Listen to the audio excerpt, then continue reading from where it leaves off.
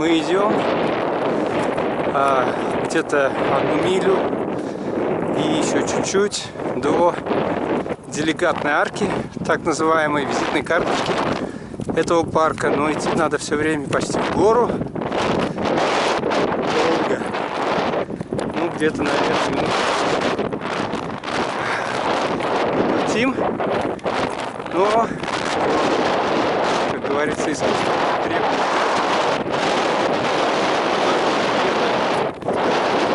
Из окна машины. Хотя время у нас в обрез.